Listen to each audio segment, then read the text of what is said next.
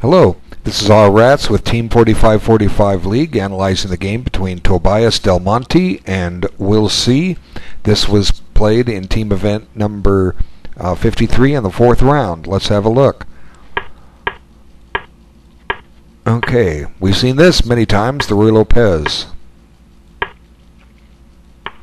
And here black diverges, just ever so slightly.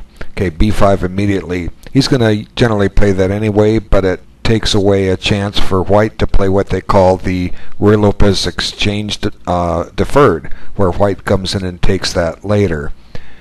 So now continues with main line and to this point, and I know that what white plays is a book move, a move earlier, but I'm not really familiar with it. Let's just go back and I'll show you what I mean. Okay, I know on bishop e7, d4 is a book move, but I'm not really familiar with all the updated analysis on it. No, I'm not going to attempt to show it, but I'll offer some ideas here from what we actually reached. Okay, so before we go into that, white could play rook e1 and go into mainline moves, but perhaps he was planning to play 6d4 since he played it on his seventh move. I don't know unless white comes in here and tells us that. Okay, so d4, and again I don't know all the theory, but I was just looking at it a little bit. It seems, if anything, black can just hold a comfortable equality with d6.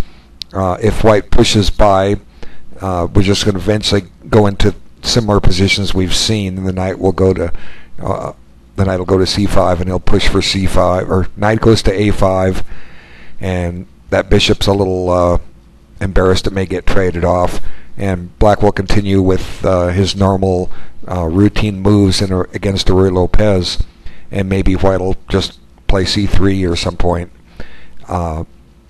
First, white could play c3 right now, and we can still go into that. e4 is still hanging. I don't know all the tricks on it, but in this position, black couldn't take it now. You see, there's a fork. Oops, and so like I say, it's got its own complications, and unless the players share more with us, we needn't go into them. But this just seems to be wrong, and it seems white's picking up some space now. So unless you're prepared, we can for this, we can say that this is an alternative plan for white to push to play for 6d4, because obviously, as far as I can tell, that was white's intent. It's just that black upset the apple cart by throwing b5 in one move early. Okay, so with all that in mind, let's just continue. And again, I don't know what theory says. And here's the same trick, just slightly different position than I showed just a moment ago. But the bishop is not forking the two knights, and unfortunately, this move just drops a piece. And let's see, how much time did black spend on it? But it really doesn't matter. I think he's in trouble here. But white just has a tactic, and you should be able to see the next move pretty easily. It's just a double attack move. White to play and do the best he can. Pause the video. I just want to show you a one mover than a two mover. Okay, you've resumed, and you should have come up with queen h5, and this attacks the bishop on g7, g5, and the pawn on f7. And the drawback with the pawn on f7 is that's a checkmate. So black has just lost a piece.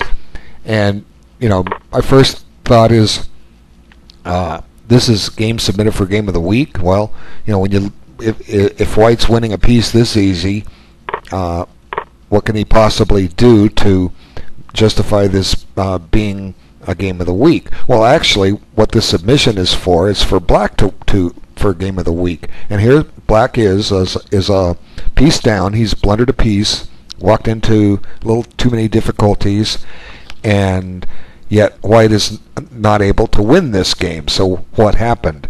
And we'll try to explain that as we go forward with the video. And first, let's just take a a moment and talk about playing on in a lost game. Everybody gets a winning game at some point against someone, and they won't give up. And it gets a little frustrating.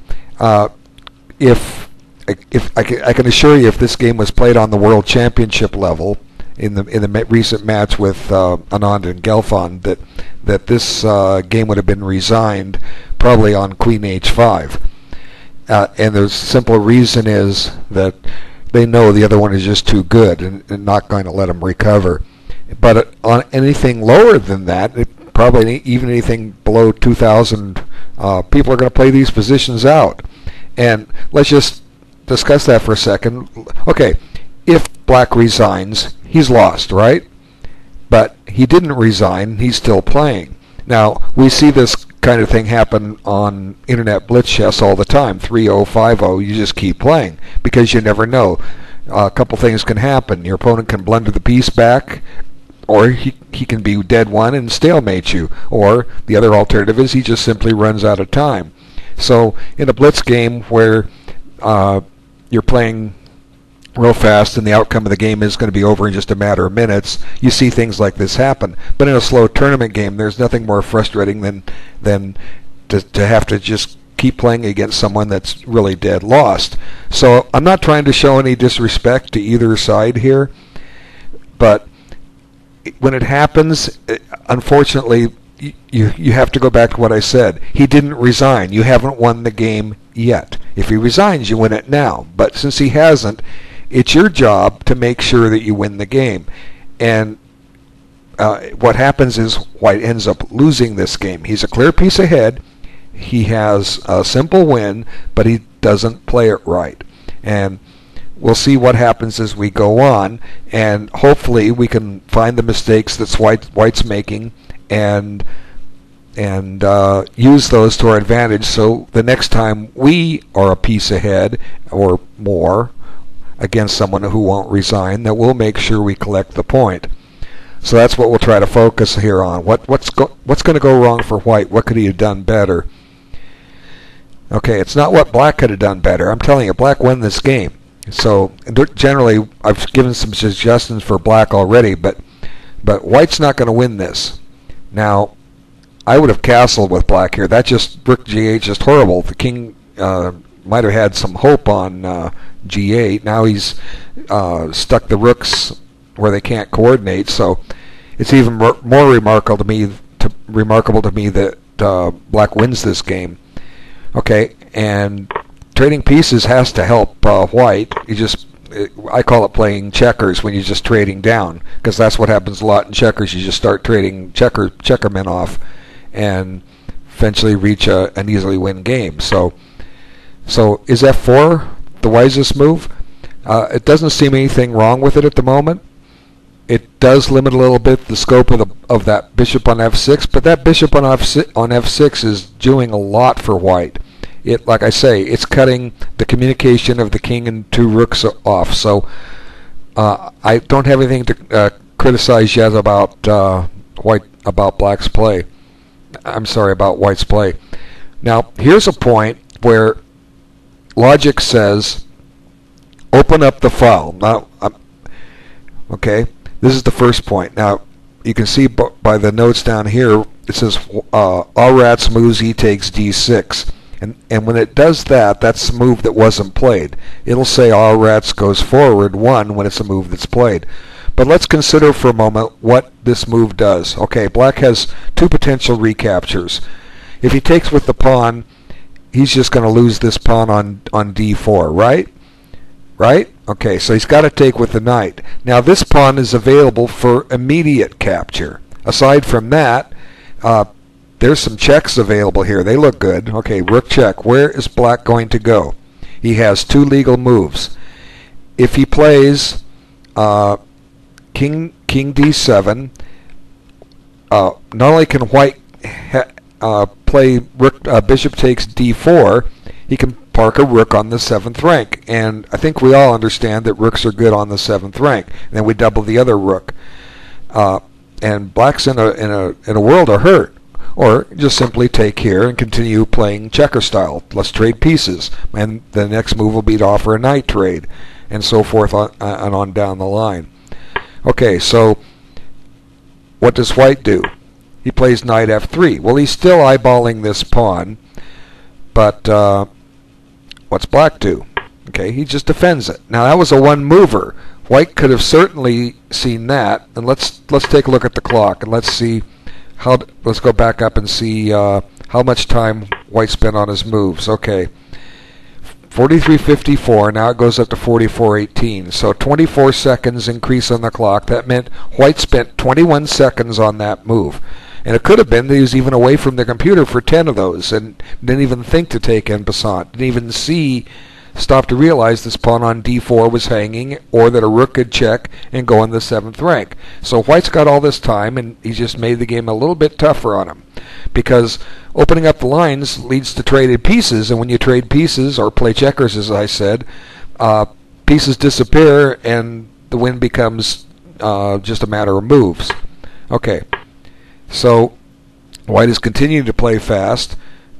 He's on h7, but black can deal with that. Okay, and what kind of scope does this knight have? It doesn't really have a lot of scope from there. It can't go to e6 or e4.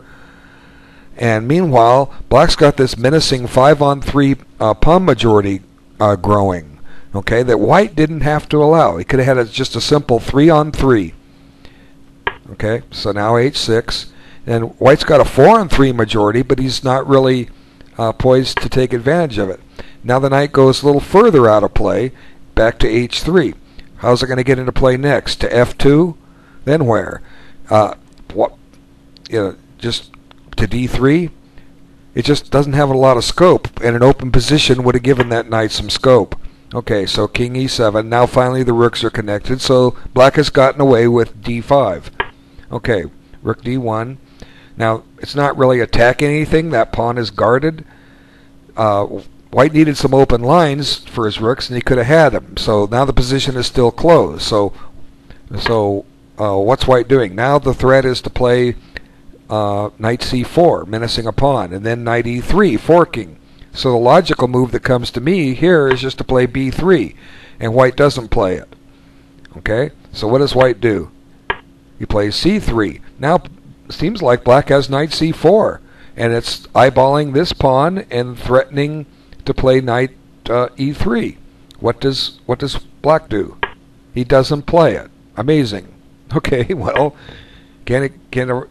let's just take a look at that. What's it do? Okay, white could play pawn takes pawn, right? And black might as well just go for it, get what you can. Okay, take the rook. Now let's keep the position closed.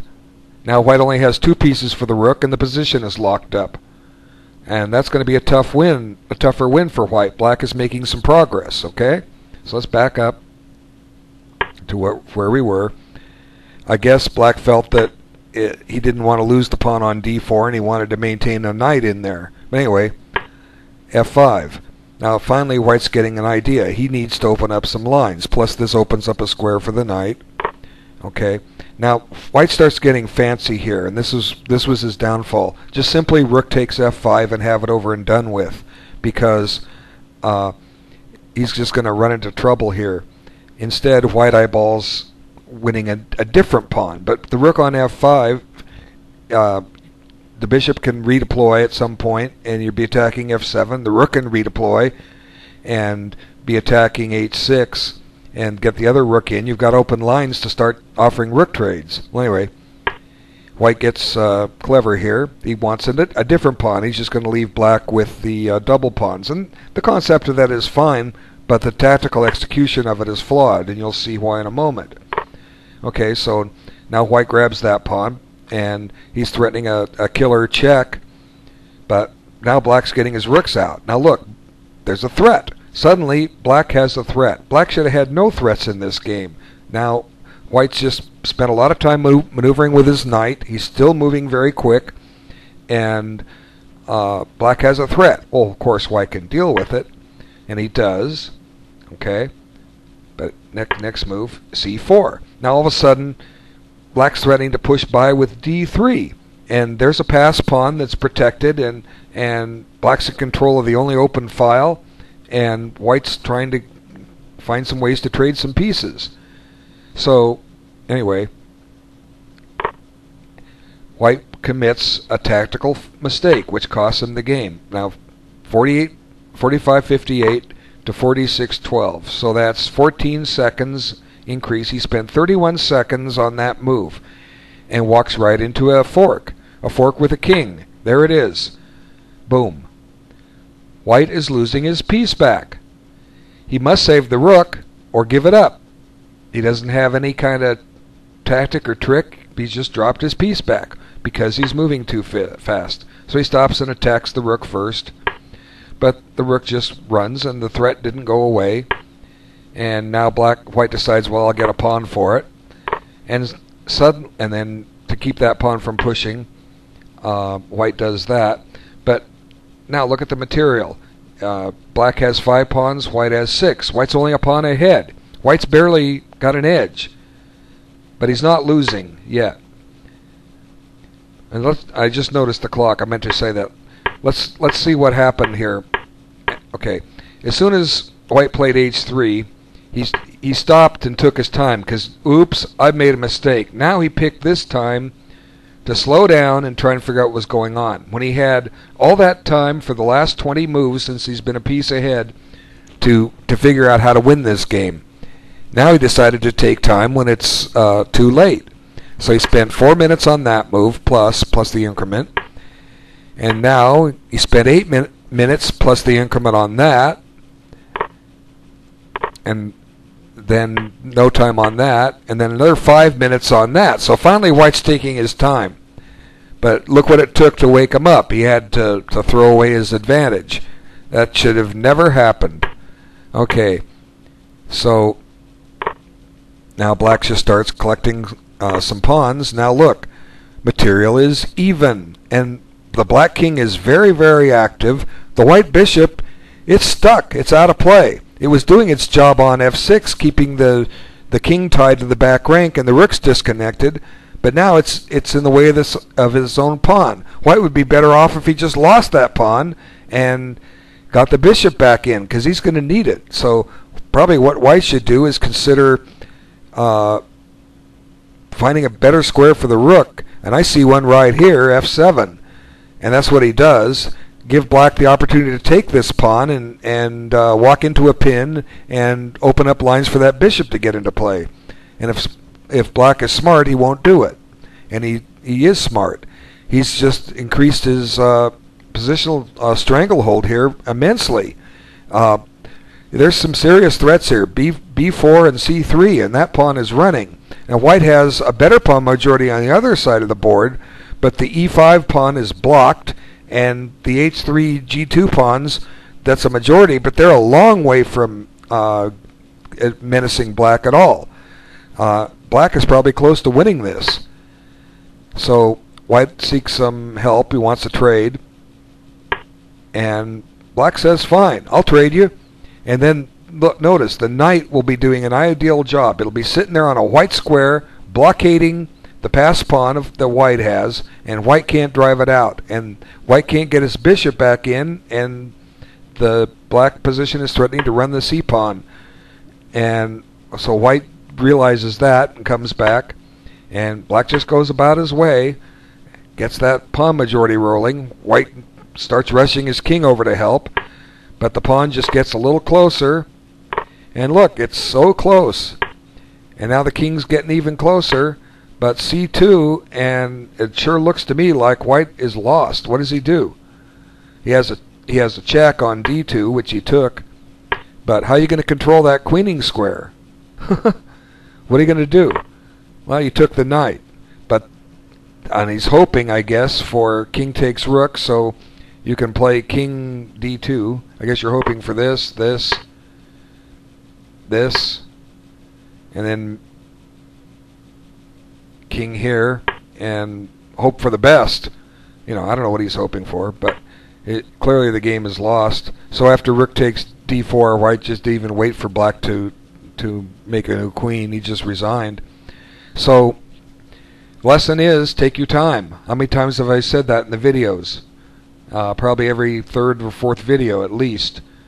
And White has no one to blame but himself. Good comeback. We'll see. Better luck next time, Tobias Del Monte. Thanks, everyone, for your time that you took to watch this.